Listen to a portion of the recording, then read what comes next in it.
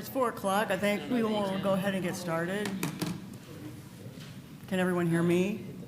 A little bit. We're trying Maybe pull it closer to you. to, okay. I've been knocking it over, so. All right, I'm calling this meeting to order. Today's meeting of the Environmental Advisory Board is called to order on November 12th, 2025. Welcome, everyone. This is my first time chairing this committee, so I hope you all bear with me. The members of the Environmental Advisory Board were appointed by the City Council. We serve voluntarily. The board's objective is to provide citizen insight to the City Council and staff on environmental activities within and affecting Clearwater. Agendas of today's meeting are on the wall at the entrance to the chambers. Please remember to turn off your cell phones and electronic devices. To ensure a complete record of the board's actions, we ask each individual wishing to speak to clearly state your name and spell your last name for the clerk. All right, we'll take roll call. Will members of the board and staff please introduce yourselves? We'll start on our far left. Cassie? Cassie Cordova, Sustainability Manager. Tim Hughes. Kelly Dobbin. Michael Rubino. Glenna Wentworth, Chair. And I don't know, anybody heard from Jason? I haven't heard. I assume he's on his He's way. always coming from work, so I'm assuming he'll be here. But we do have a quorum, so we can proceed. Thank you. The minutes, our first order of business is to review and approve the minutes of the board's last meeting. Everyone, I hope, had a chance to read the minutes. Are there any changes or corrections? Seeing there's none, may I have a motion to approve the minutes? Motion to approve. Have a motion? Second. Second. All those in favor say aye. Aye. Thank you. Minutes are approved. All right, citizens to be heard, items on the agenda. Is there anyone here to speak to items not on the agenda? Please step to the podium and state your name for the public record, and please spell your name for the clerk. You have 3 minutes to speak on the subject that is not on today's agenda. There will be no dialogue between you and from the podium and board members until you have completed your comments. Brian Beckman, B-E-C-K-M-A-N, and that's not fair that you're not going to talk back at me here. So you're doing a great job so far, Glenna. So Oh, well, thanks. You're just doing fantastic. So I send emails about once a quarter. Before, I don't know, maybe 2 or 3 months ago, I sent an email on what Sierra Club put out there on a new solar dashboard for the county of Ready for 100 cities, where we took what we've done in Clearwater now for a few years and exploded that across 4 other cities: St. Petersburg, Safety Harbor, Largo, and Dunedin. And I hope you've had a chance to go out there and look at that, but I did want to highlight it again for you all here and anybody else that might be watching this. And it tells a great story, city by city, so you can see the numbers associated with each individual city, but then you can also see it accumulatively. And especially cumulatively, that's I guess the right word, is you see the impact. So you see the impact on saving money across the community. You see the impact of reducing pollution, emissions, and then energy independence for each one of those installations. They are more energy dependent than what they were prior to getting solar. And the other thing that people might not think of is that cumulatively it has a significant positive impact on the grid, that during energy peak times, this additional energy is supplied out there to the grid that reduces the need to create new generating infrastructure within our service area. And that's exactly what's going on. You're not seeing new generation stations that are being proposed or propping up because of this energy that's being provided from within the county, largely on rooftops. And just to give you an example of what that looks like, there's about 10,000 solar permits. This was as of the middle of this year across those 5 cities. There's more if we were to do it across the entire county. About $27 million a year that's saved on energy bills, and almost 13 million gallons of gas that's not burned every year when you look at it from a pollution perspective. those are huge numbers. And I expect, we haven't done the numbers yet, of course, the year hasn't ended, but we'll do them through the end of the year and provide updates out there. And I expect to see a big increase because of the change in the solar incentive laws. But the other thing that we'll look at incorporating going forward is energy efficiency information. The city does such a wonderful job there. We'd like to show that across those different communities as well. Thank you. Any questions for Brian? Thank you, Brian. Yeah, thank you. Excellent information. Yes. Are there other citizens to be heard? Okay, I think everyone's here to hear the vulnerability study results. And that's next on the agenda. So Melody.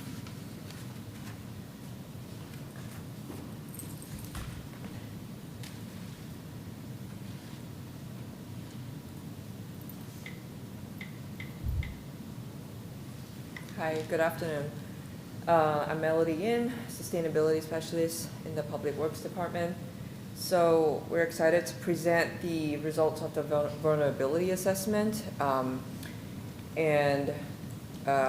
few months ago, our consultant that worked with us on this study actually presented it at the City Council meeting. But this time around, we've internally, Cassie and I have digested the study and made it into a much simpler to understand format, and one in terms of an info sheet that will be published on the website, as well as a presentation to you right now. So this is an effort that started back in 2022, and we've finally concluded it early this year.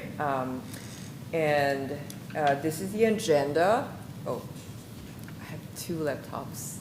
A little confused there, sorry. And so we'll move along in this manner. This project was funded through the Florida Department of Environmental Protection's Resilient Florida program. It meets the state's statutory requirements for vulnerability assessments for municipalities, ensuring that the city is aligned with Florida's resilience planning standards. So by completing this assessment, the city also becomes eligible for future adaptation and resilience funding opportunities. And this assessment identifies risks from flooding and extreme heat through the year 2100, helping the city plan for both near-term and long-term climate challenges. So the vulnerability assessment enables the city to plan for long-term growth while identifying potential future vulnerabilities associated with climate stressors, such as increased rainfall, sea level rise, stronger tropical systems, and extreme heat. This project worked with consultants, namely Atkins Realis, a project action team, which is made up of internal city staff from various departments, and a technical advisory committee, TAC in short, comprised of both internal city staff as well as external partners. This assessment utilized the consultant's geospatial resilience modeling tool. It's now called Simulator instead of the old name City Simulator, which was used to create a digital twin of the city that included buildings, parcels, and transportation infrastructure. The tool was used to model the city from 2020 to 2100, simulating both its growth and activity and relevant climate hazards. The study focused on tidal flooding, riverine flooding, which is inland rivers overtopping their banks, pluvial flooding, which is from heavy rainfall, as well as storm surge. While sea level rise was a core concern of the grant scope, Clearwater was also elected to include heat stress impacts as a proactive step towards comprehensive resilience planning. Major findings show significant increases in storm intensity, flood depth, and temperature through 2100, which we'll touch on more. Melody, can we ask questions, or do you want us to wait till the end? Sure. Well, first of all, I was wondering, what is the definition of heat stress? in simple terms, so that just means that how would increasing temperature and also increasing temperature in multiple locations, in increased locations in Clearwater, impact how people live, go to work, and play. Okay. Yeah. So I can add a little bit to that. So the model, when it didn't just look at buildings, it actually looked at demographic information about those buildings. So it was able to determine, are they residential buildings? Are they, like, what the function of the building was? And that function of the building determined if the occupants would be spending time outside. So if it's just general office space, people generally don't go outside very often. But if it was a school, they would know that the kids are going to go outside. So the modeling actually was able to show how many people, based on the function of the building, would be going outside, and therefore how vulnerable they would be at that particular location. Oh, that's pretty in-depth. Mhm. And with the simulated city growth, what kind of growth are we anticipating, or did we project? Do you know? I'm not entirely sure, but their model uses data from, it could be from university, it could be from some sort of federal government data, but it's definitely something that I can look up and get back to you. I'm just curious, because I think in the last 5 years, we've had like sort of an abnormal amount of growth, haven't we, with all the migration from other states? Yeah, I think it used census data.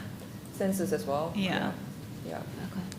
There's a portion in the study that mentions in-depth methodology, which we are not really going into detail in this presentation, but happy to send that portion to you. That's fine. I was just curious of Yeah. how much projection we were anticipating.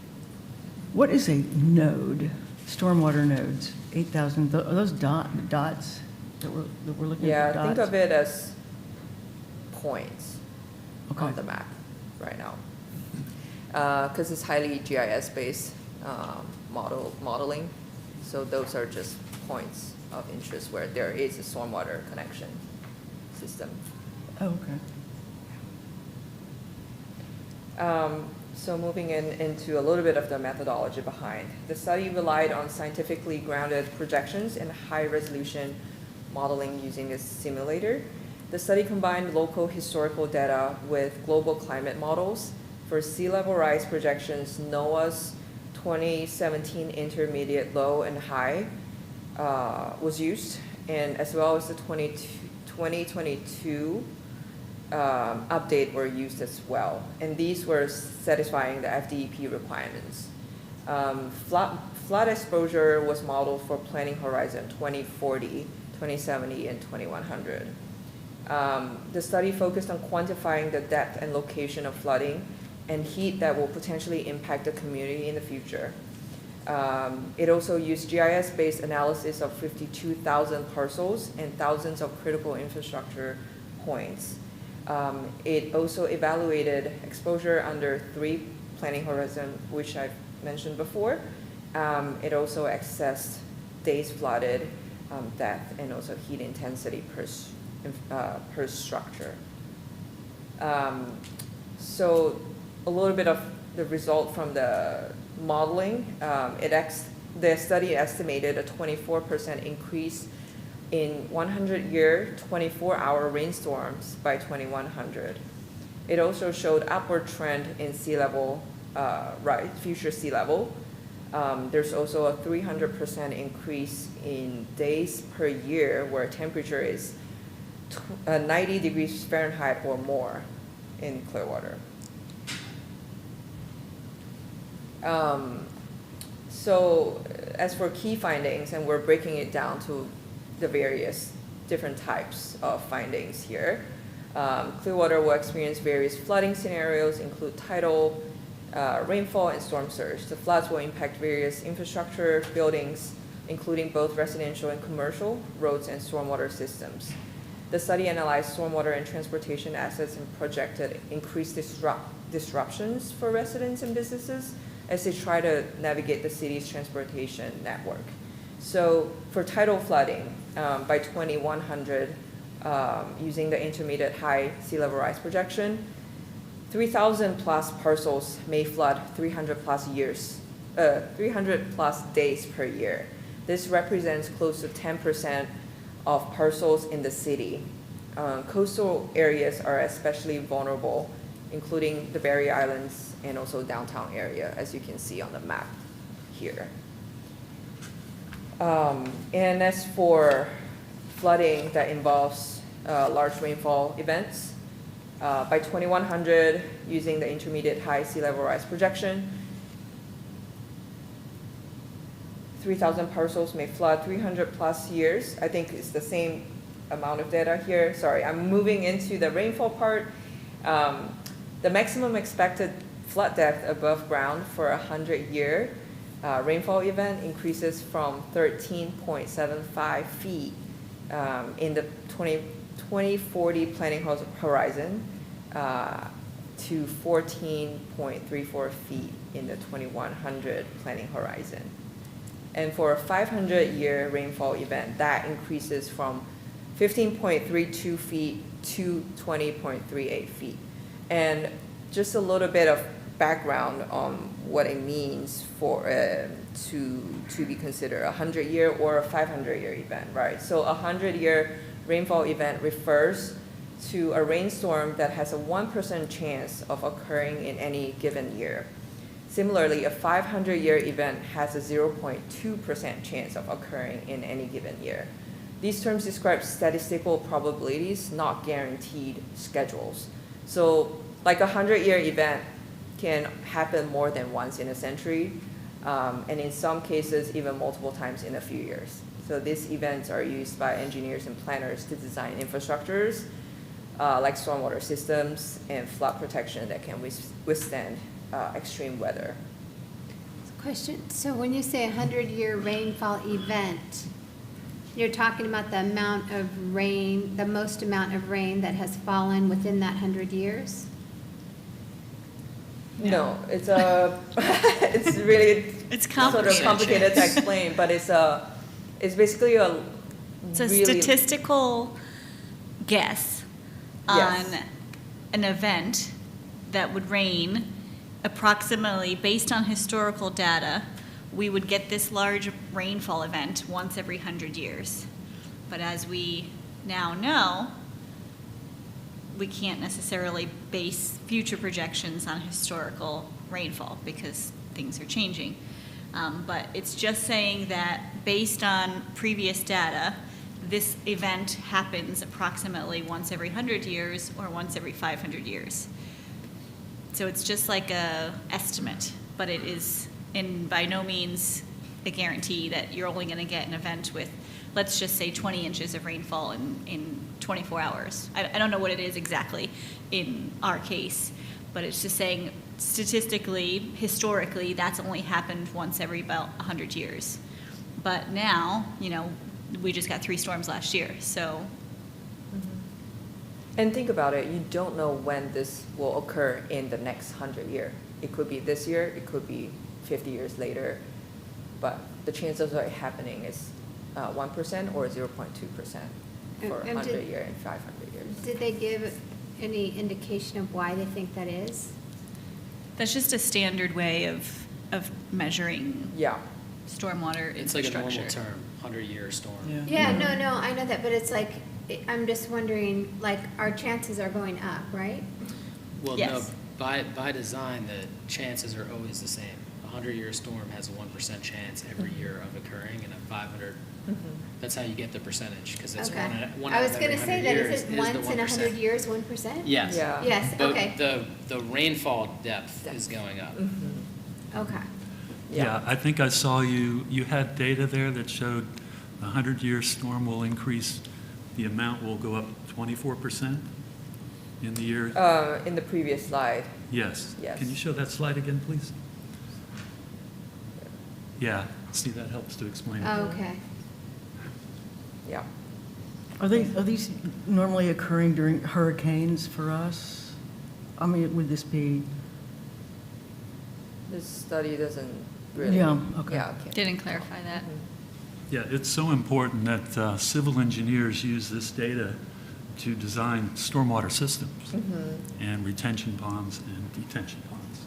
Yeah, to make sure the capacity will hold for those events. It's like when they're building this long-term infrastructure, right? When you're building infrastructure like bridges and stormwater, the life cycle of these is 50 years, 100 years. So they're building them based off of what they think a likelihood of these storms are going to be based on this data. Thanks for the question. Okay, so for flooding that relates to storm surge events, maximum projected surge depth increases from 17.1 feet in the 2040 planning horizon to 22.7 feet in the 2100 planning horizon, according to the intermediate high 2017 projections. So this heavily affects coastal areas and also low-lying neighborhoods that are shown in the map here. And that little arrow sort of signifies the surge depth increase there. So it's Stevenson's Creek Yeah, and their yep. watershed areas. And then also, is that our lakes in Morningside? Down there off of Belcher? It looks a little bit, yeah, kind of Or maybe around it's, that area, I but. don't know if it's our lakes, or, it looks just like our lakes. Mhm. And as well as Bayshore. Yeah. So moving on to heat exposure. And that would be as a result of storm surge. That means that because the water is backed up, our lakes can't flow into the bay, into Brooker Creek. Okay. Can you identify specific communities that will be most vulnerable, like Stevenson Creek, like Sand Key Island? Are there others? For this scenario. You mean overall or per scenario? Yeah, like what the modeling says in the next, by 2100? Well, I mean, if we look at all the scenarios, obviously the beach is very vulnerable in almost every one of them, but Yeah. Yeah. And then later on, we go into talking about the scenarios that the study picked out to do some sort of adaptation strategies, and I think you will sort of hear more on like specific areas of focus. One other question. Is your tool interactive? In other words, can you zoom in and like a GIS map? That's a very static map right That's there. a great question. It is supposedly built to be interactive. The city has not gained access to it, but we're hoping to have that conversation with the consultant to work that out. That would be a And, valuable tool. Yeah. One of It those is features that's complicated. forthcoming. well, the vulnerability assessment itself was simply to do the information. Mhm.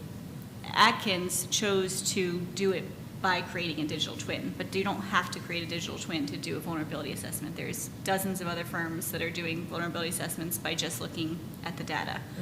So this tool is kind of above and beyond. So what the state grant paid for was for the vulnerability assessment, not necessarily for us to have access to this tool indefinitely. So that's something we have to work out.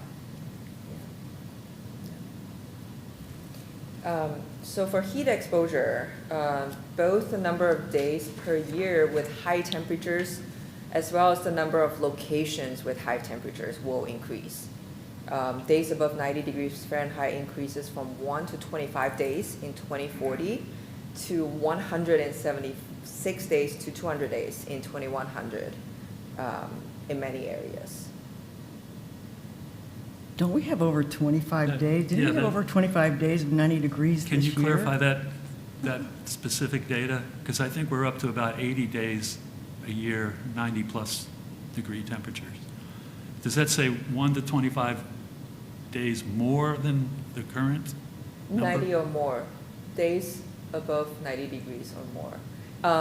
So there might be a different, so it really depends on. I think it might be was it a wet average bulb? as well of like the Yeah. whole city. So I don't, as far as, I mean, I grew up here, I don't think we're at 80 days over 90 degrees a year. at all. You guys are, that's what you think we have? I did an AI Google search. I find that hard to believe. It could also be, depends on what type of temperature they report. A lot of it is like, it feels like more than 90, Mhm. or whether is it the recorded high. So I would check that as well. Yeah. Just to make If sure. you could clarify that, that would be great. Yeah. And, yeah, we'll make note to do that.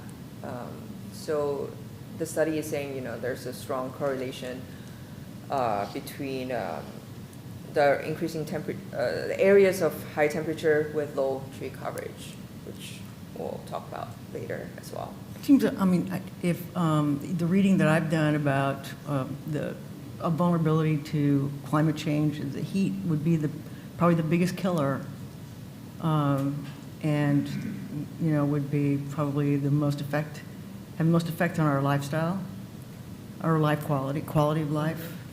So heat's really a big factor Yes. to be tracking. Mhm. Agree. So this map shows the areas with limited tree coverage, which also, which we noticeably see higher heat intensity. In the study, by 2100, 17,000 study locations face heightened heat exposure. And this next map over here would also show the location spread, which increased over time. So the color difference is, the lighter the color, it means the more number of days that experience higher temperatures. Okay, so we have reached the adaptation scenarios portion of the presentation. The development of adaptation scenarios in the vulnerability assessment was guided by 3 core principles: maximizing return on investment for mitigation and adaptation actions, reducing flood and heat risk, and prioritizing equity. Using the simulator, 10 initial scenarios targeting areas with high exposure to flooding, heat, and critical infrastructure vulnerabilities were created and modeled.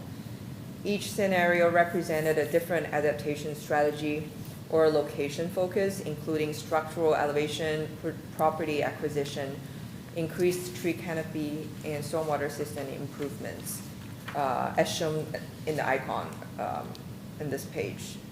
To support decision-making, a cost-benefit framework was applied to each scenario, assessing the upfront investment against long-term avoided damage. So a notice, these scenarios are in support of high-level planning exercise to begin evaluating the complexities of future hazard conditions.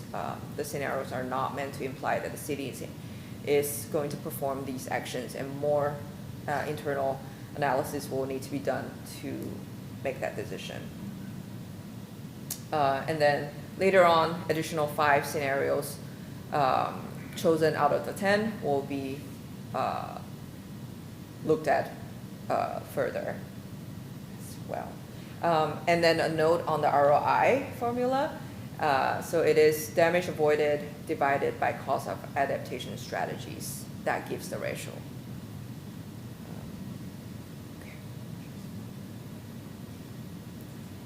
So scenario 1 is the Stevenson Creek area.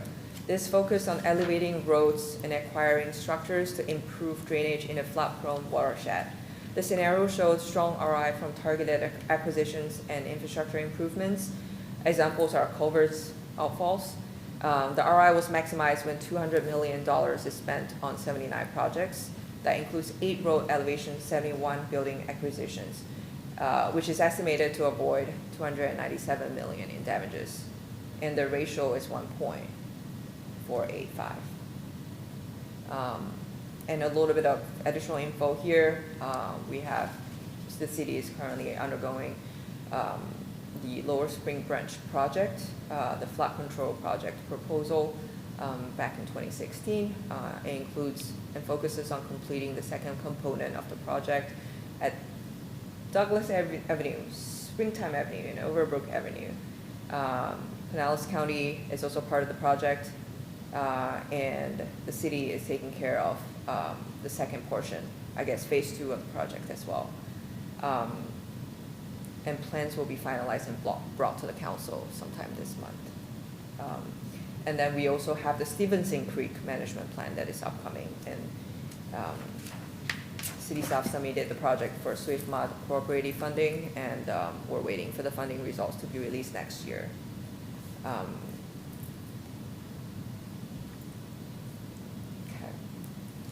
And scenario 2 is increased tree coverage for citywide.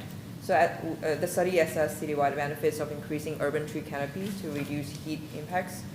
The scenario offers insights into where shade may be most beneficial based on local demographic data.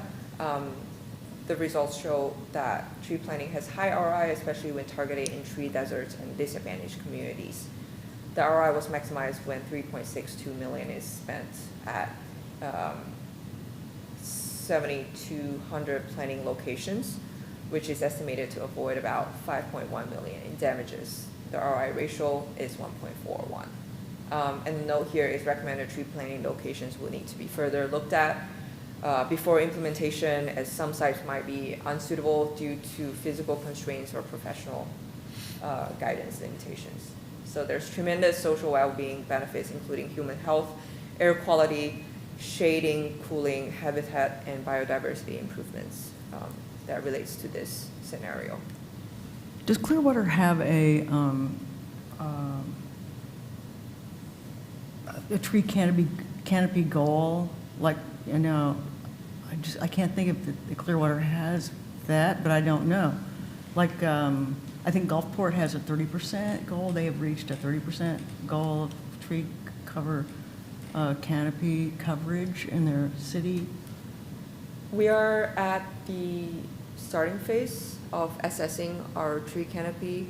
In fact, because of this study, Cassie and I, in our division, we have just recently submitted a grant to AFDAX for doing an urban tree management plan that will include a tree canopy component in there, and then we'll eventually have some recommendation out of that project. Yeah. We're also waiting to hear back on the result of the grant. There will be a goal. It would be an urban forestry management plan, Okay. and inside of that would include a canopy assessment and goals. Okay. Awesome. Yes. So in my review of the overall vulnerability report, I find that, just in my opinion, that this tree plan that you're referring to is the best bang for the buck. It's the most cost effective, and it could have many tangible as well as intangible benefits that you couldn't even measure. So That's why we applied for the grant. Yeah, I appreciate the comment. Yeah, big fan of the. We're excited for this project. So coming to the third scenario, it's elevating seawalls, specifically for the area of North Beach to Island Estates. This modeled elevation of seawalls in this area provided moderate ROI in reducing tidal flooding impacts for coastal properties with varying benefits by location segment. Cost estimates are highly variable. And a note here is most of the seawalls are private and not owned or maintained by the city, therefore making a large-scale use of seawall modification difficult to implement. However, just a little bit of additional info here too. The city is undertaking a seawall repair study and project. There was an inspection from our consultant of 48 seawalls throughout the city. Out of 48, 33 required maintenance, repair, and 10 required rehab or replacement. 6 locations were identified in Clearwater Beach. Out of the 6, 5 needed maintenance or erosion on the backside of the wall, and 1 required full replacement. So this will be a priority. Yes. Do any of these future projects include removing seawalls and replacing them with living shorelines? Components. Very good question. Not certain at this point. However, I think you guys will be interested to hear that we're also working on a very exciting project that is the first in Clearwater. This is called the Living Seawall Project. So instead of living shorelines, I know people would very much honestly prefer that if we're all environmental conservationists. But living seawall is also a good alternative. It's adding panels onto the seawall that helps promote juvenile marine animals growth around that area, and also improves water quality in that area of the water that touches the seawall. And it's going to be a really exciting project where we have invited a bunch of external partners to come together and put our heads together and see what we can come up with. And I'm sure you'll hear more. I don't want to get into We don't want to too much give out detail. too much, yeah. Exactly. No, that's great. Could that incorporate mangroves, with the living seawall? It's to be discussed, but definitely that we're looking at oysters, Good. corals even, or reef balls and etc.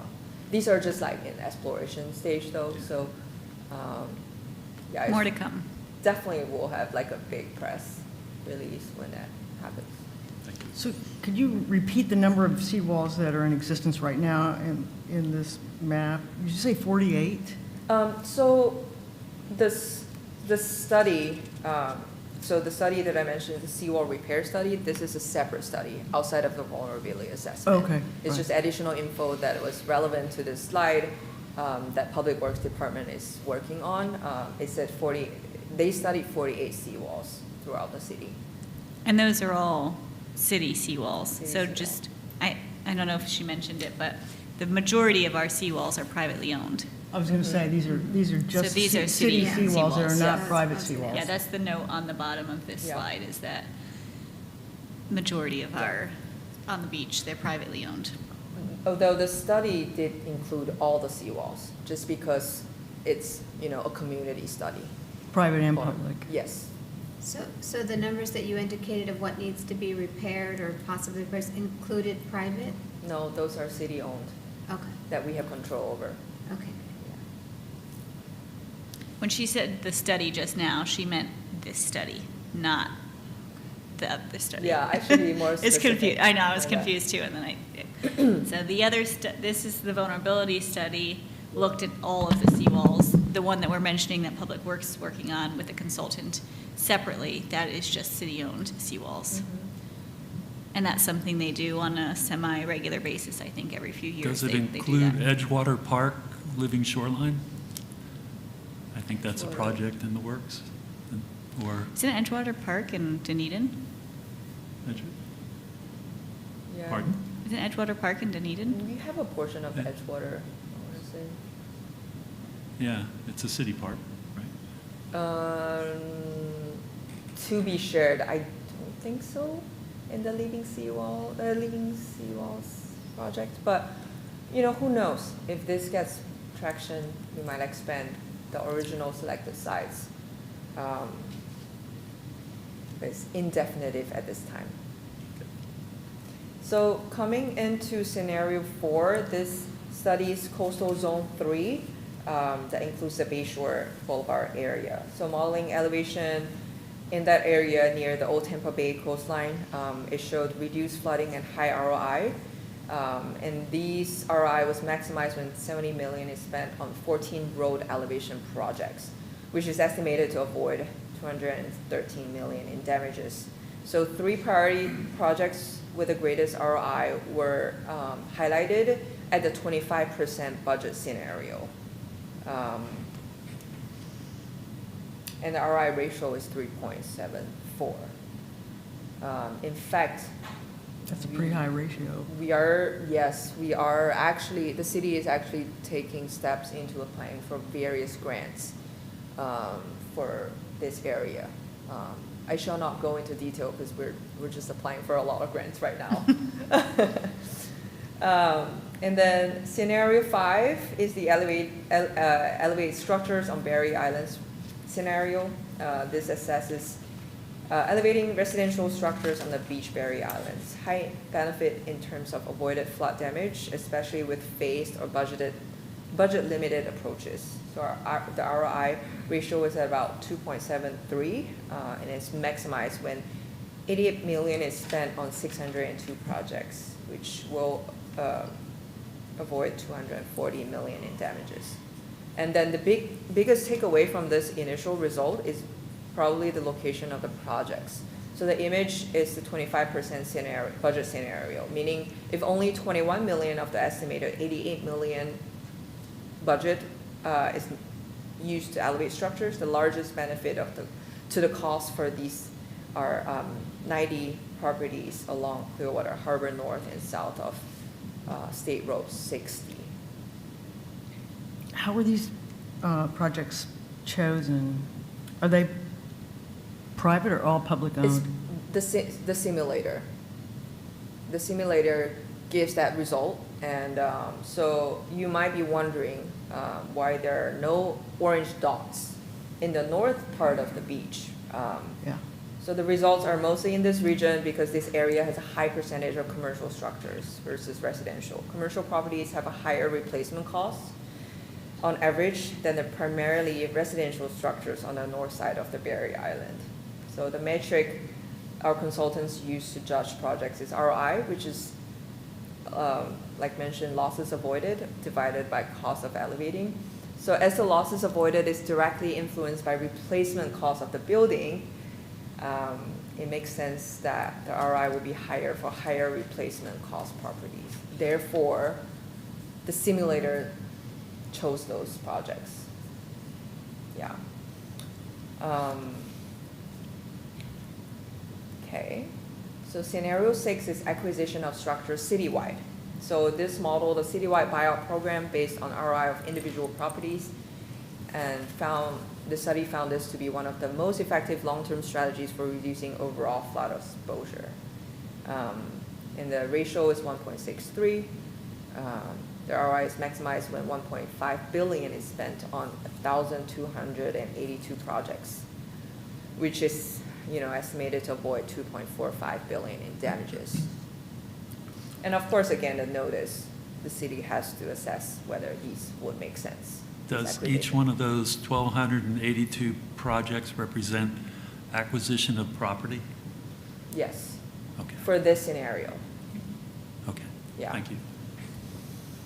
That's private and public, but private, that would be private Private. acquisitions, of course. Mhm.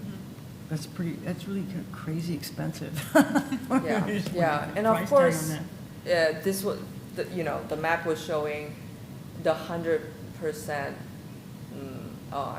the ROI here and mentioning 1,000 projects is showing the 100% budget. And I think each of the scenarios, if possible, they will give a 25% budget scenario, looking at what are the priority acquisition projects.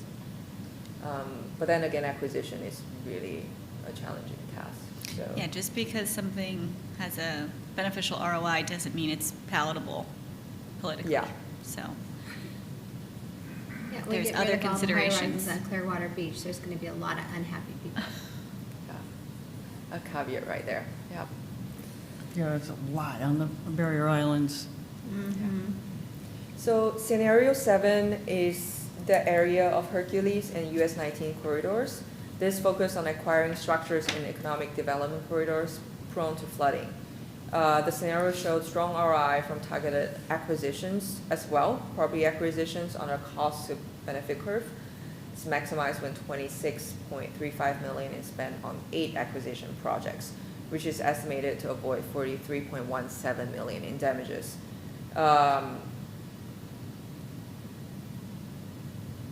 Yes. This one's short and sweet. And then the next scenario is coastal zone 1 as well as the central, which is downtown Clearwater and also North Greenwood. The scenario evaluated these 3 areas as a combined geography where reinvestment is ongoing and social vulnerabilities have been identified. It evaluated the estimated cost and benefit if flood-exposed structures were acquired and additional trees were planted to reduce heat exposure. This results showed that mixed-use adaptation had high potential return, especially in vulnerable census tracts.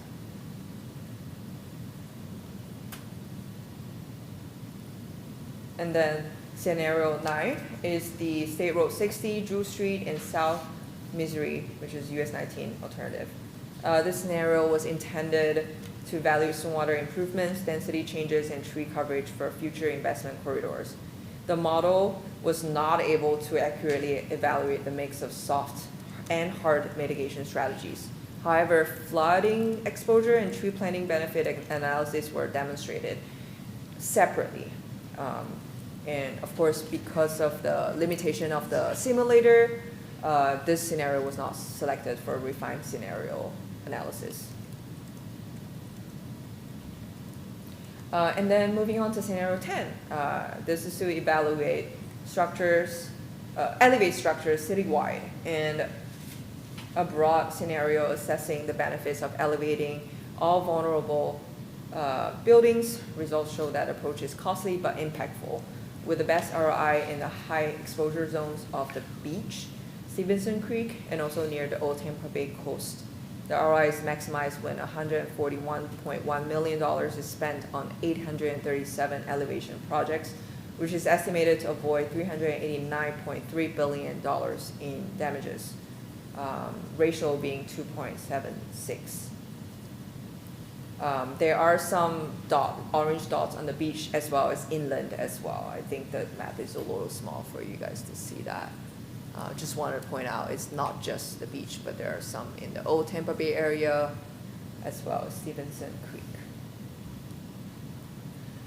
So we selected 5 refined scenarios and incorporated more localized intervention. Examples include bridge upgrades, targeted acquisition, tree planting, and that, and then going into the first refined scenario, which is the Stevenson Creek with bridges. We updated scenario 1 from before to assess bridge vulnerability to inundation. The scenario identified 3 bridges that would be good candidates for upgrades, with further analysis, including planning, design, and cost information, in coordination with the county, state, and federal agencies if needed. And these are Bellevue Boulevard, Stevenson Creek Bridge, Bel Air Road and Rice Lake, Douglas Avenue, and Stevenson Creek. And these are the 3 bridges for this area. So second refined scenario goes into the North Greenwood, which was the scenario number 8. So this targeted acquisition of properties and also tree planting in the socially vulnerable neighborhood. The ROI is maximized when $76 million is spent on 1,000 over projects. That includes 1,000 tree planting projects as well as 43 building acquisitions.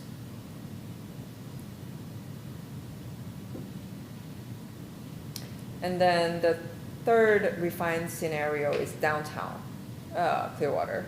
So this focused on tree planting as well and a few critical acquisitions. This has found to improve walkability and reduce urban heat while offering modest flood mitigation benefits. With a 25% budget scenario, it highlighted 919 tree planting locations as well as 33 building acquisitions that returns the highest ROI.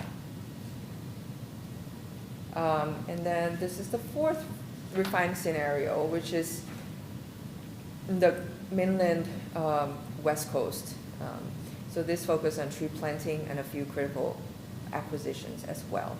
Not going into too much detail here. The last one being identifying tree deserts and opportunities for tree planting. This is the further analyzed scenario 2, which developed the tree planting benefit index based on cities' parcel fabric and demographics to estimate relative benefits to tree planting locations.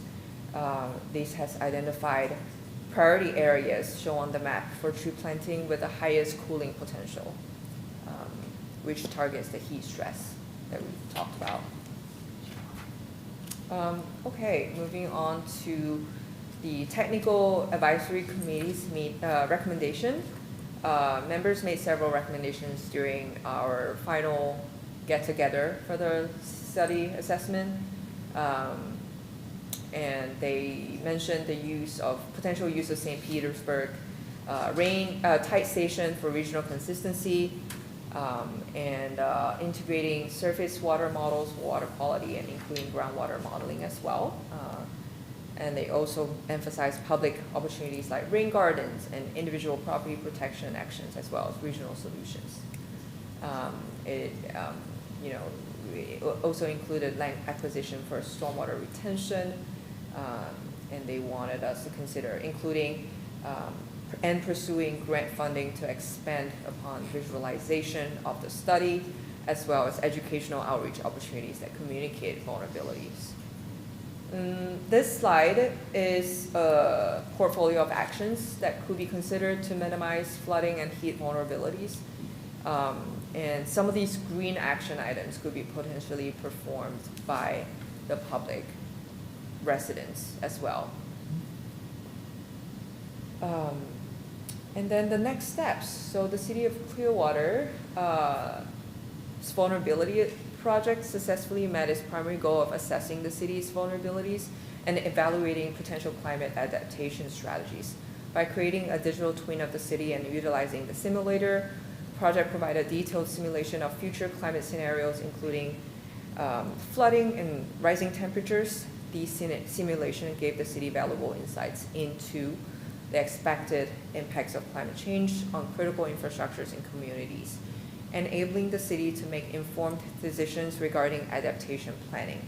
So based on the findings that we have shown previously, the city will consider the following strategies to increase the city's resilience to climate hazards and ensure long-term sustainability as well. So first being prioritizing high ROI adaptation projects such as Stevenson Creek or coastal zones. So the VA laid the foundation for high impact adaptation measures such as elevating seawall structure, acquiring at-risk properties, and upgrading infrastructure to protect the most vulnerable populations in the city, as well as assets in the area most affected by frequent flooding. Secondly, we are looking to expand tree canopy in vulnerable areas as well, including North Greenwood and downtown. This would not only mean social benefits and reduced heat exposure, but also improved air and water quality and increased community well-being as well. And then thirdly, we're looking to enhance data collection for future modeling. And fourth, we're hoping to engage community and resiliency planning as well. Continued engagement with community members, especially in vulnerable areas, will help prioritize actions and ensure that the benefits of adaptation measures are broadly shared across the city. And we're also looking at pursuing grant fundings for implementation, like mentioned. We have already pursued Resilient Florida implementation grant and waiting for the results, as well as some other federal funding as well. What is it called again? The FDP Resilience Resilient Florida. Florida implementation funding, and many other federal funding grants. And then lastly, we are also looking into integrating the findings into city planning documents, like the comp plan, green print, and capital improvement projects list. Could you back up to the slide before that under, we're looking at the green bold, is in green bold, what citizens can be doing and? Yes, so some of these actions, for example, under general infrastructure improvements, adding rain gardens if possible in private properties, right, be it commercial or residential, and adding native plants to your yard, that helps as well. And leaving shorelines if a private property would like to partake in that, we highly recommend. As well as permeable pavements in your residence, rooftop runoff storage, like the rain barrels. And then there are also other physical countermeasures like the raising seawall for the private properties, flood-proofing your homes, tree planting in your own residence, your own property. We would love that as well. And elevating, if people choose to elevate their own homes and their properties, that would be good for the future. Could we add an item to that list? That's a great list. I was thinking of riparian buffers along streams, planting trees along streams. Mm-hmm. Like, It's for, yeah, yeah. great one. Thank you. By apply Greenprint 2.0, is that, Yeah. Oh, there's that, applying Greenprint 2.0, Yeah. because there were a few strategies in Greenprint 2.0 that mentions what individuals can do at home, at play, at work to be sustainable and resilient as well. And many of these actions actually are mentioned in Greenprint as well. right. Mhm. As well as encouraging and purchasing flood insurance for your homes and properties. This is the end of our presentation. We do have a website that includes this study result and a summary of the study as well. It's myclearwater.com/VA. VA stands for Vulnerability Assessment. And if anyone has any specific questions that you would like to get in touch, this is our email, sustainability@myclearwater.com. And if anything that we can't answer, we'll be happy to redirect them to our consultant. Thank you, Melody. Are there comments from the board? Do you anticipate, or have you anticipated how much in grant money you'll get from projects like these? Let me open my spreadsheet. It's very, it's complicated. We can tell you for a lot. the amount of grants, I guess grant monies that we have applied for. Mhm. We don't have them all back, but it's a big number. Yeah. And some of the projects are, related to vulnerability assessment, and the vulnerability assessment informs some of these projects and decisions. So right now, we've applied for $79 million worth of grants, Wow, Yeah. but that's quite a number. Yeah, they're very good. those are all pending. So it does not mean we will get anywhere. I guess you're not going for the multi-billion-dollar plan on that. A step at a time. Yeah.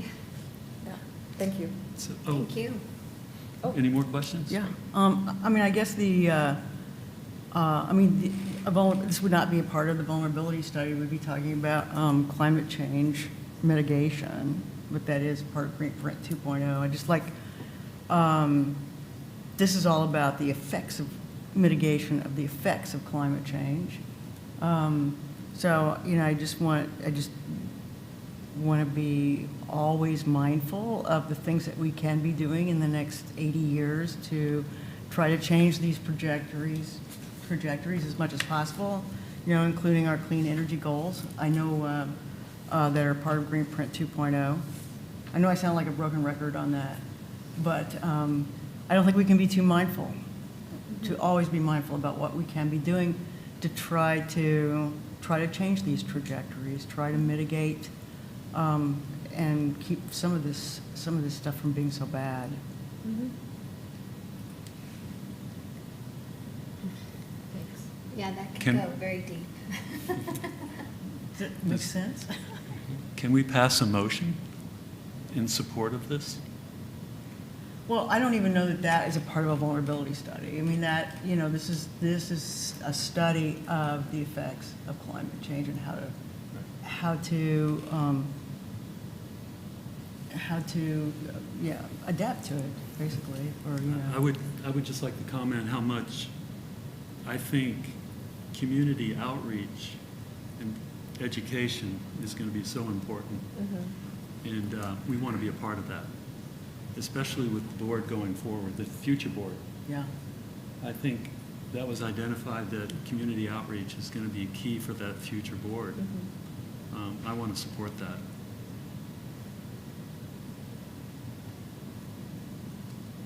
I would have, I would hope that, are you going to support it that In the we form can't? of a motion? I don't think we have any control over the next board, or the coming board. But I do hope that we would include that in some of this. This is a scary scenario. These are scary scenarios. And there are things that individuals can be doing. We can be doing in our own homes, in our choices of energy usage, and energy efficiencies, and those things maybe, I don't know, when we're doing these reports, if that would even make sense to build those in at all, because that's sort of a different topic. But I just don't want to lose sight of prevention, of mitigation of the thing that, if climate change is the water that's filling the bathtub and overflowing,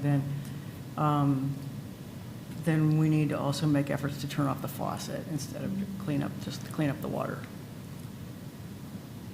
Anyway, I would like to say how much we want to support our sustainability director and her staff. And this is a very important report. And it looks like a city arborist are going to be very important when it comes to these tree planting projects. You'll be partnering with the city arborist? We have several arborists on staff. Good. Other comments? I'm just wondering too, do you share this data with like the building department and all the other agencies that could be impacted by this? Yeah, I'm sure we'll. Yeah. We're planning to launch social media posts as well as a news release to mention that we have the summary document ready, which is easy to read and digest compared to the full study. So that will be hopefully a bridge to get other departments to be part of, and also the public, general public, to be interested in learning more about the study and what the city is planning to do. Well, that's extremely important, because if it's presented in a format that Yeah. is too complicated or has a lot of words they don't understand, it could just, Yeah. glossed over and sat down. So that's really important. Totally. I appreciate you guys' time reading the full study. It's not easy, but hopefully this helped explain a little bit. Thank you. Thank you. Thank you. Thank you. It's been a long time coming, since 2022. Impressive. Were there comments from the floor regarding the study?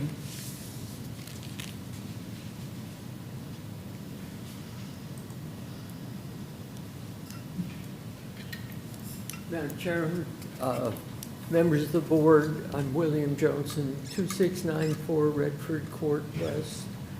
I haven't filled out a form, I can do that. I am handicapped in some ways in that my hearing is not normal, even though I have hearing aids, and the loop in the room apparently isn't working, so I missed some of this.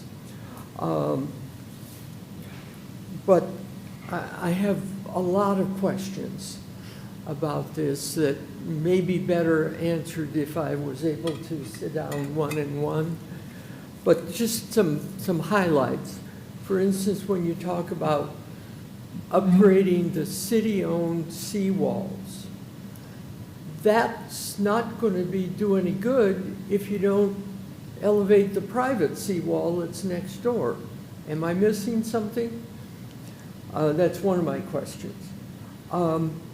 I don't understand the ROI cost avoidance. How do you determine that cost avoidance benefit? Is it the total current value of the property? Is it the the damage, is it taking care of something that the property owner should have done long ago? It's kind of, is the concept here that if there's damage, particularly in an area like North Beach, where people are living in a risky area, for the benefit of living in that risky area, is the expectation that the city would mitigate the private property, or is the study designed to mitigate only the city properties in that area? Are taxpayers in the high parts of the city to be funding the cost of those residents in the risky areas? The private, I understand the city resources. Bill, are you saying that is the city planning on like paying for things at the people who live in the North Shore? Like if something happens to their private property? Yeah, Or for instance, upgrading their are we property? gonna pay for every home on North Shore, North Beach to be elevated? Is that what is the outcome of this project? I mean, some people out there are doing it already. The other Then- option is to acquire the property. So that may be the preferred option rather than elevating. If you acquire the property, is that a municipal purpose? Now, I can see that if the city sewer system, can I continue, or my time's up, but I don't mean to, A few other questions, that we can go another minute or two. just let me explain this. If the city's sanitary sewer has a break and a collapse, and homes get back up into clearly that's something that the taxpayers as a whole should compensate for, because it's something that it could have been avoided by maintenance. But if you have a home located at ground level on North Beach, and because of rising sea level or storms, that home is damaged. I mean, last year, homes were damaged. The city didn't pay for fixing those homes. So if we're trying to avoid a damage coming up next year or 5 years from now, should we pay for mitigating those homes? These are the things I'm kind of struggling with. But the bottom line, and I'll sit down, is what specifically are we going to do in the next 6 months? This is the thing that I'm most interested in from the vulnerability study. Perhaps it's raising some roads so that, or reinforcing the roads so that they don't get washed out. There's some of the other things that were in here is, I was difficult to determine the keys, what was red, what was green, what was blue. And for instance, on one of the pages, 100-year rainfall depth of 13.7 feet to 14.3 feet. That's a lot of rain in one storm. Is that what that meant? I don't understand. I'm struggling with understanding this, and I'm sorry to burden you with that, but I'm having trouble getting my head around this. Well, I don't think you're the only one with those questions, Bill, and I think that we'll probably be getting, as you make presentations to, I mean, have you presented this to the council already?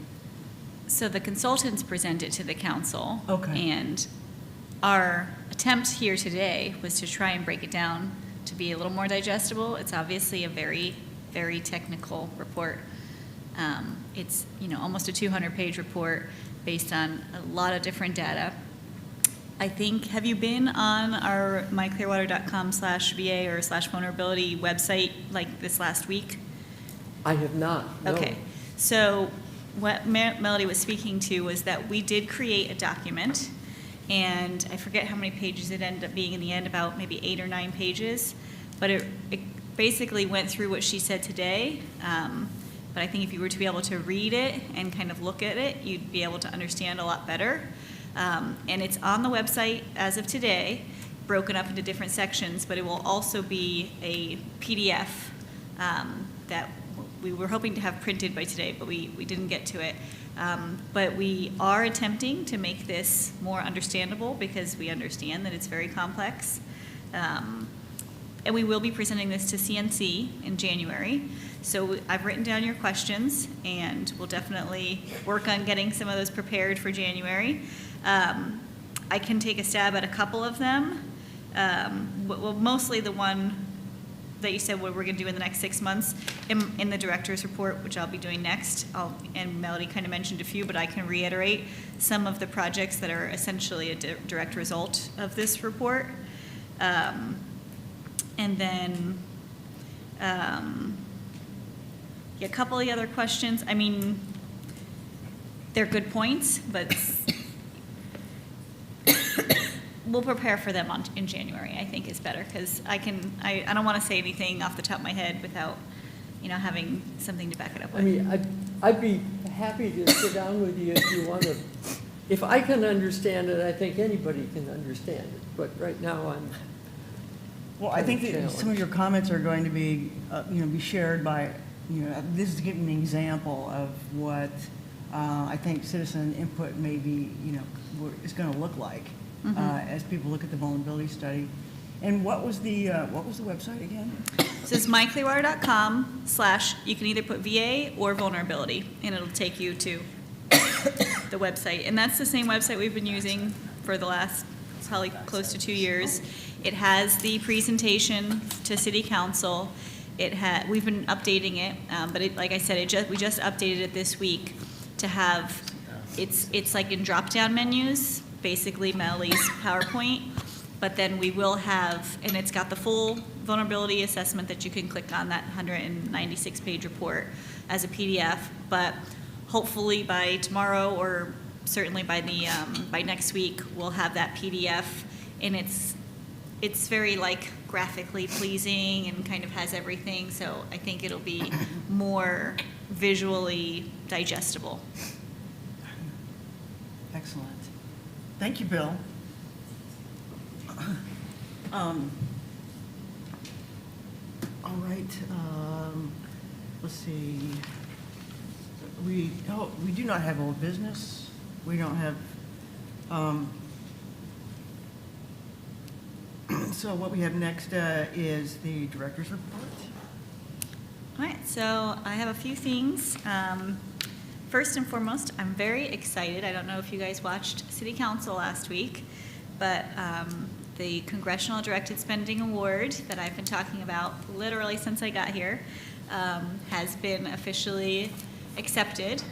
So that is that $949,500 federal funds that will require a match, same match, so approximately $2 million worth of solar projects that will be continuing on our last 4 solar projects. So as you know, we completed this year, we put solar on Morningside Rec, Clearwater Gas, our solid waste transfer station, and our general services facility.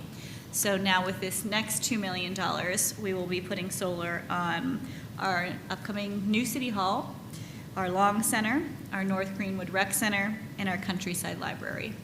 So those will all be very public-facing buildings. And we're discussing today, as we had with Morningside Rec, that solar was going up there. There was kind of a lot of confusion about it, so we ended up putting a poster that, so we'll be doing the same with these next facilities, but we'll be doing that proactively. So really excited about that. So that'll bring the total to 9 city facilities with solar on it, which I think is pretty excellent. I think we may be ahead of every other city in Yeah, Pinellas that's great once news. that's Yeah. completed. 9 within a span of really 3 or 4 years. Yeah. Yeah, so it's awesome. Congratulations. Yeah, well done, Ken. Thanks.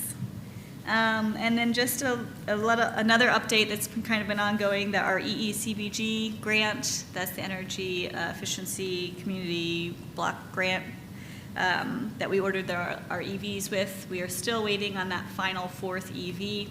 The one we had ordered had some issues, so they had to cancel that. So we are expecting our final EV next month, and then we'll be closing out that grant. And then, as was mentioned in the presentation, we did apply for an urban forestry grant. So that is to do a canopy assessment as well as an urban forestry management plan.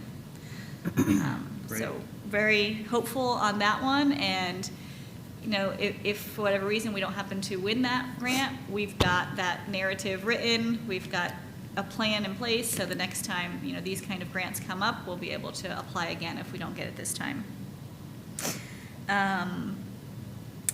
We have successfully pre-filed for our 2025 elective pay projects. So just a refresher on that, elective pay is the federal government, IRS, allowing for tax-exempt entities to get a percentage cash back for clean energy projects. So we did that. We've applied the last 2 years. So it's just like your regular taxes, you apply for the previous year. So Coachman Park, the solar and the EVs, we applied the following year after that was installed. So in 2024, we applied for those, which went in place in 2023. And then this year, we applied for the solar parking meters that we replaced, some of them from the storms last year.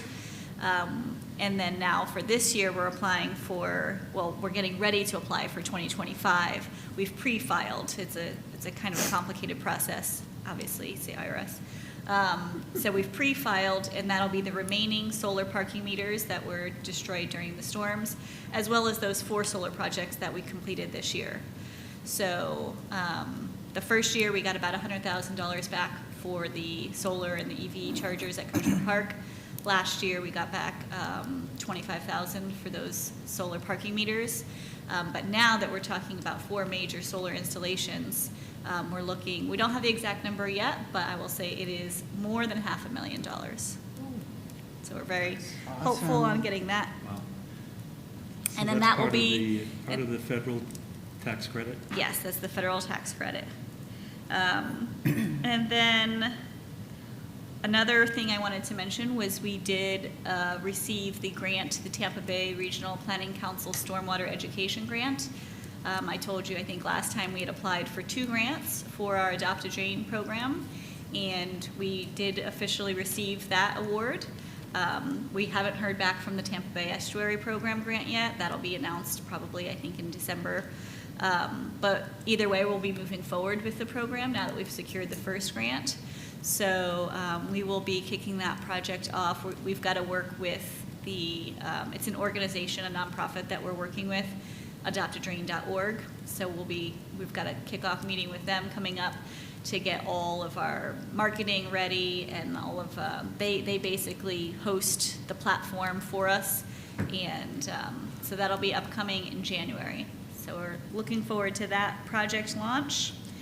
And then in addition to that, as you know, we typically do a outreach kind of campaign every quarter-ish. So right now we're in the middle or towards the end of Pollinator Power. We've been talking about that. We did several events. We made the webpage, myclearwater.com/pollinators. We've got the seed libraries at Countryside and Clearwater East Library. They've got book displays. We planted some pots. Is that yesterday? last week. I wasn't there. So that is our current campaign. Before that, we had our Beat the Heat campaign over the summer. Before that, we had our climate-friendly commuting. So just a preview for our next upcoming campaign. I just wanted to mention it because of our topic today, but we're going to have a ongoing campaign about resiliency. So we're calling it Resilient Clearwater, and then colon, and then blank. So this will be ongoing for the next year or so. So we're going to start with Resilient Clearwater water, and we're going to focus on stormwater education. Well, there's a lot with water, so we'll probably end up doing water a few times. But then that campaign will continue probably all next year. So it'll go Resilient Clearwater. Then we'll probably look at heat or green infrastructure and so forth and so on. So that's going to be kind of a long-term campaign. So I just kind of wanted to mention it because we were talking about how important it is to have community engagement. So that's what we want to be working on for sure. And then the last thing I was going to mention, I'm sure you all are aware that City Council has voted to go ahead and consolidate the EAB with the Parks and Rec Advisory Board and the Library Advisory Board. So they voted last week. So it's gone through the first reading. So it'll have to go to a second reading on November 20th. And so if that is to move forward, this will likely be our last EAB meeting. However, you will have the opportunity and you will have the first dibs at joining the consolidated board. And that board, I'm happy to say, is going to be called the Community Resiliency and Leisure Services Advisory Board. So it will have 7 members. It will meet bi-monthly, meaning every other month. And so you will have first dibs at that. So the application will be the same application that you've used to get onto the Environmental Advisory Board.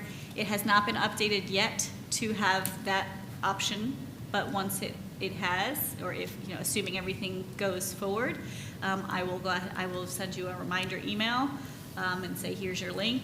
And so I hope that you all, are still interested in serving, and then you'll be able to apply to be on that board.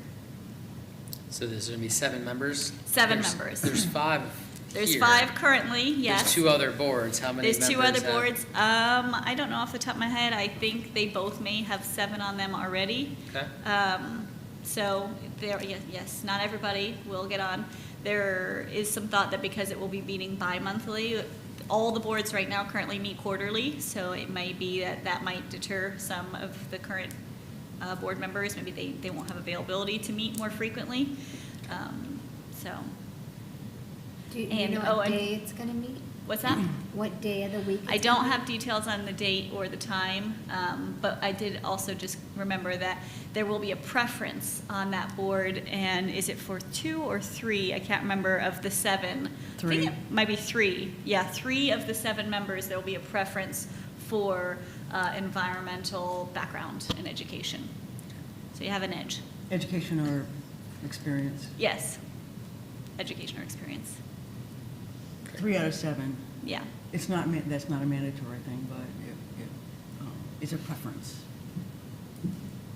So I think that most everybody on this, you've got, you've been getting educated on environmental issues for the last, year or 2, at least, so. But yeah, so also, I think that we have our objective incorporated into, our same objective to provide citizen insight to the council and staff. Is it also include environmental activities within and affecting communities? Do you know if that I can language is pull it in up. there? I didn't. That's our key objective, and we are unique in that. And we just wanted Let me to see pull it it. incorporated into at least the citizen input. I mean, this is going to be one of the now few forums in which citizens are going to can be heard on items that are not on the agenda. So where citizens can bring issues of concern and or suggestions to a board, who can also then bring it to council. So one, I've got it up now, but before I get into that, one other thing that I did request of the new board is that we be able to bring grant applications to this new board. Because as you may be aware, when you're applying for a grant, before you even get the grant, there's typically a section wanting to know, is there citizen support for this type of project? Right. So we would want to be able to come to this board before we finalize the grant application, which is another benefit of this board meeting bi-monthly, because grants sometimes pop up real quick, but if we have more access to this, sorry, I keep doing that, to this board to get some information about whether or not there's community support.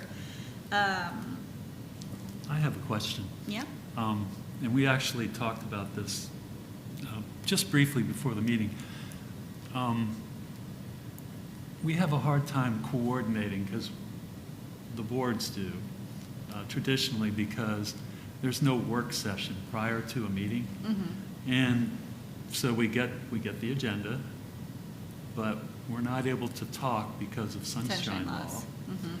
So my suggestion is, would it be possible we could get a work session with this board prior to an official meeting?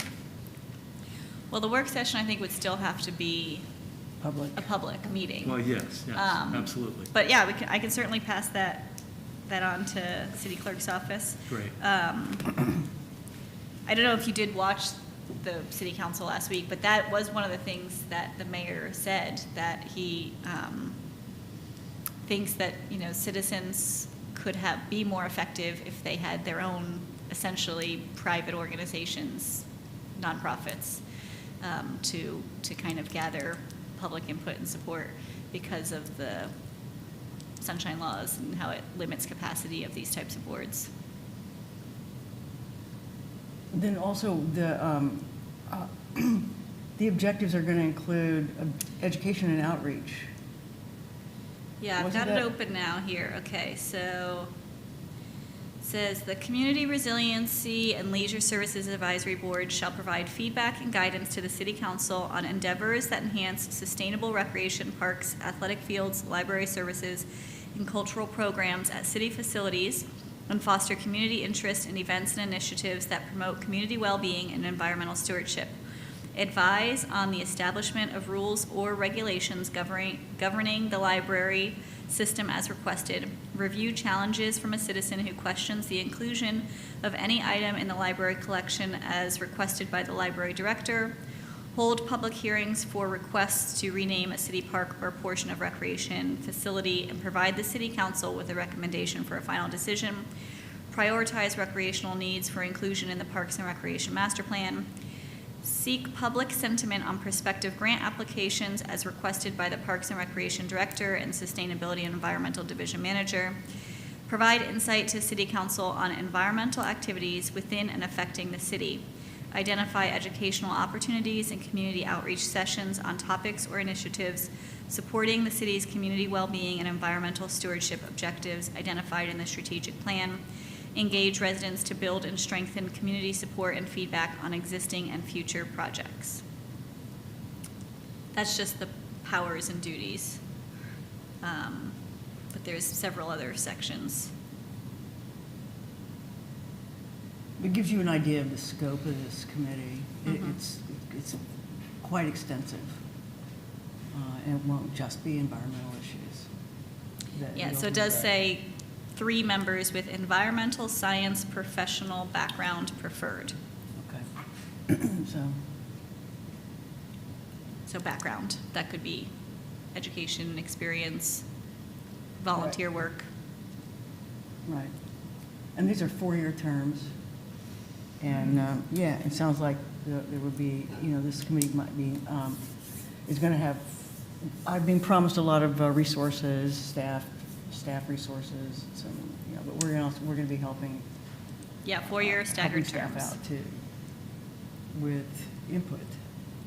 And so, yeah, it sounds like it's an interesting board. Do you have any questions for, regarding the director's report? Any questions, comments? Bravo. Thank All you. I can say, bravo. Yeah. This is very, very exciting. And I have one question. What about for the 2020, okay, so you think that we are going to get a 30% on the last 4 projects? We will get the 30% We on will these get last that. 4. Those are locked in. The next 4, we are on a very tight timeline Yeah. to get them. If we can get them started by December 31st of this year, Okay, we will lock those in with the 30%. If we don't get them started by December 31st, but we do get them started by July 4th of next year, right. we can still get the 30% back with a little more paperwork involved. Okay. So, But you have a little grace period into 2026. yes, so I'm not guaranteeing that we're getting the 30% back for the next 4, but for these last 4 that have been online since, August, those will definitely. That will definitely happen. That will definitely happen. Right. Awesome. Okay, any other comments? All right, we'll finish out with any comments from the board. Board members to be heard. So we'll start, Can I, real quick? Sure. Jeremy Brown. Jeremy Brown. I'm the Deputy City Engineer with Public Works Department. I just want to take a quick moment, thank you all for your participation, but from my perspective, I'd like to just thank Cassie and Melody. They've put a ton of effort, not only into this vulnerability assessment, but into all the initiatives you've seen her speak about. I mean, the list is long, and there's probably a bunch that we forgot to mention.